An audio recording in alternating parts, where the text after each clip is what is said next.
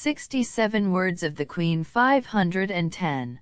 My daughter, I see thee full of devout emulation of the happiness, which the intercourse with my Son afforded me, my spouse and the holy angels, since we beheld him present to our bodily eyes as thou desirest for thyself, if it were possible.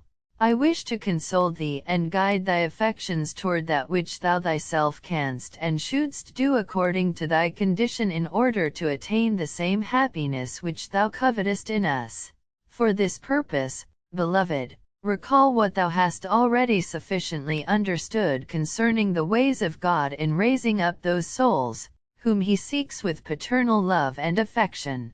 Thou hast attained this knowledge by being favored with so many particular calls and enlightenments of the Lord, wherein he continually waits at the portals of thy heart, and urges thee onward expecting thy conversion. Wisconsin 6:15.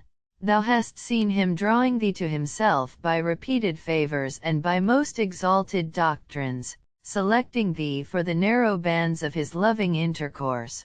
Coloss 3:14, and the great purity due to this concession.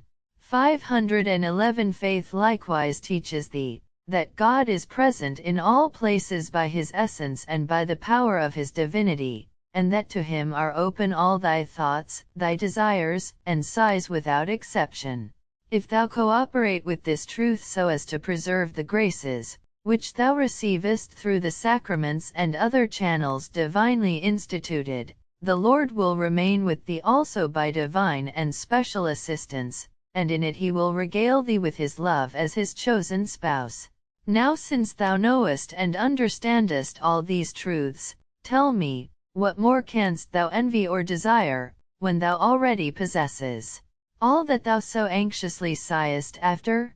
What I require of thee, and all that remains for thee to do, is, that thou exert thyself in holy emulation to imitate this intercourse and reproduce in thyself the disposition of the angels, the purity of my husband, and to copy in thyself my life, as far as possible, in order to be a fit dwelling place of the Most High. Icor 3:17.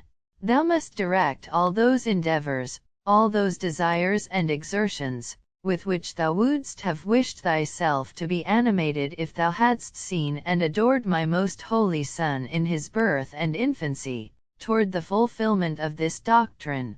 For if thou imitatest me, thou mayest rest secure, that thou hast me as a teacher and the Lord for an assured possession of thy soul. In this assurance thou canst speak to him, embrace him, and delight thyself with him, as with one who is present. For in order to communicate these delights to the pure and untainted souls he has assumed human flesh and become a child. But always look upon him as the great God, though a child, in order that thy caresses may be guarded by reverence and thy love accompanied by holy fear, for the one is due to him as God, and the other befits his immense bounty and merciful magnificence. 512 In this manner of intercourse thou must continue without intervals of lukewarmness, lest thou disgust him. Thy legitimate and chosen occupation should be none other than the love and the praise of the infinite God.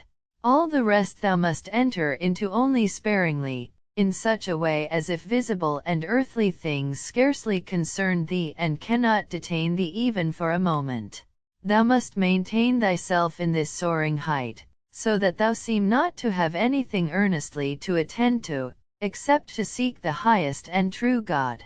Me thou shouldst imitate, and for God alone thou shouldst live. All the rest should not exist for thee, nor shouldst thou exist for it. But the gifts and blessings, which thou receivest I wish thou dispense and communicate for the good of thy fellow men, observing the perfect order of holy charity. Thus thy gifts will not evaporate, but be still more increased. Icor 13:8. In all this thou must keep the regulations, which befit thy condition and state, as I have already shown and instructed thee in other places at other times.